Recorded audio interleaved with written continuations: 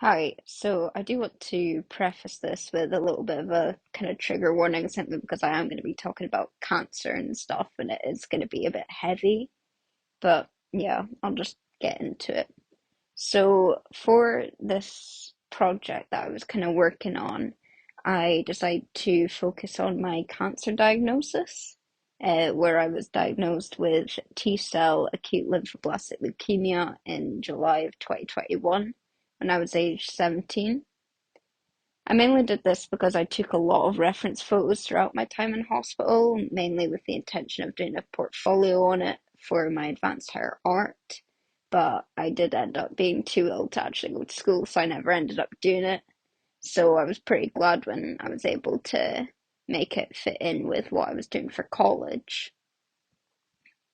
I wanted to show a pretty blatant portrayal of what my treatment has been like, with an emphasis on how my body deteriorated and how my life basically became hospital machines, medications, and all of that kind of stuff.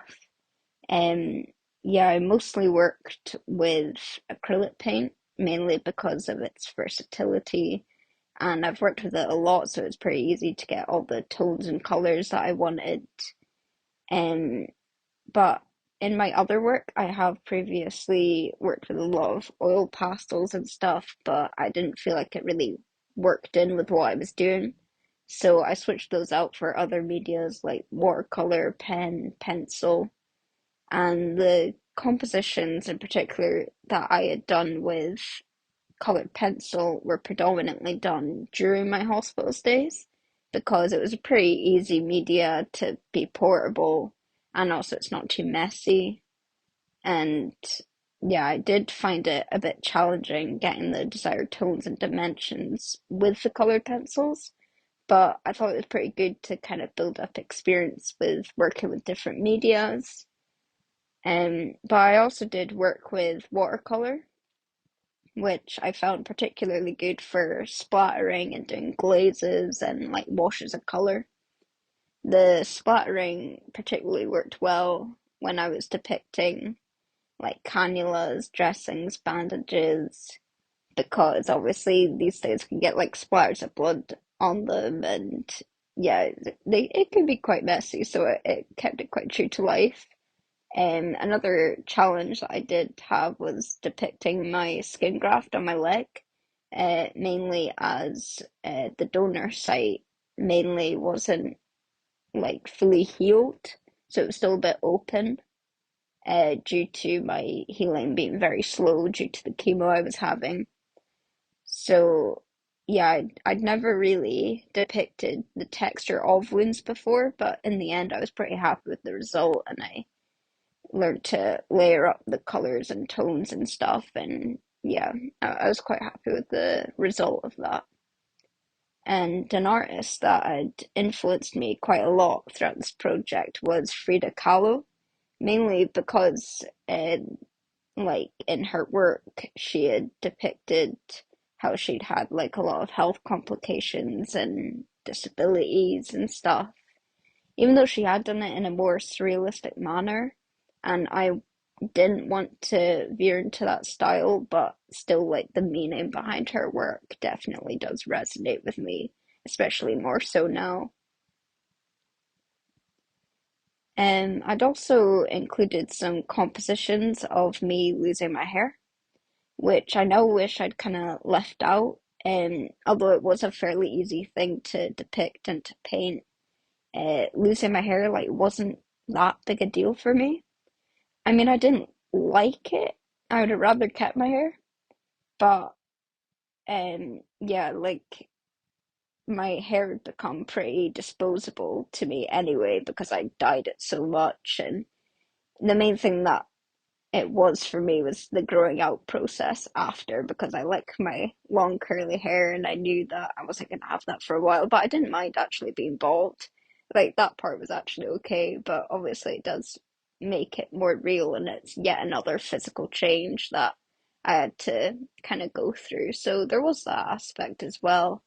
But the hair loss only really began to kind of bother me a bit more was when I lost everything else. because I lost all of my mobility after developing severe neutropenic sepsis. Because I was very immunosuppressed and basically my body self-infected. Um, and the whole sepsis thing did require a lot of surgery, lost the skin graft, and I also had to stay in ICU for a while. And also, it then meant another 6 months straight in hospital, learning to breathe on my own, use my hands again, talk, and eventually walk again. And I wish I had put more of an emphasis on my time relying on a wheelchair to get around and then eventually walking sticks. But I think I avoided this mainly because I find painting wheelchairs quite difficult. But in the future, I do plan to kind of explore this a bit more. I did also want to depict the isolation that was involved socially, as there was still a lot of like COVID restrictions at the time. So I got my diagnosis completely alone over a phone call, and then a couple of days after, I had to go in and start my chemo a couple of days later, and I was inpatient for all that time as well. And the majority of my hospital stays happened with little to no visiting, and just with the nature of the disease as well, I had no immune system, so a common cold could basically take me out. Like such as even in treatment, like the few times I've gotten a cold, I've literally ended up in hospital for it. So yeah, there's that aspect as well.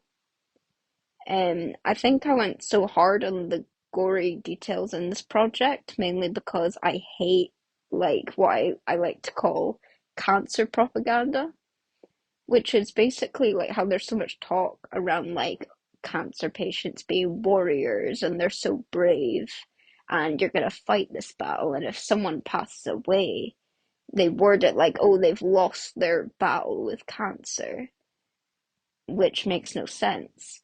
And even things like breast cancer being boiled down to like a pretty pink pen on your desk and pretty pink bows and that, and it just I don't like that at all. Um, and cancer for me and for so many others is just devastating. It's relentless, and it doesn't care, who you are, how old you are, your background, nothing. And it never really ends. You still have to deal with it, even if you do make it past treatment and all that. There's so much that goes into it.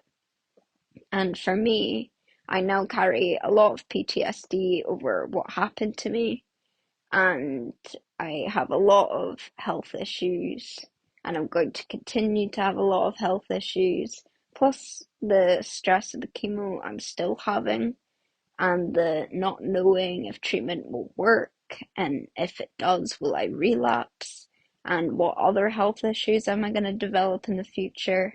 It's something I and many others have to learn to live with, and you have to adapt to a new normal and live every day like it's our last.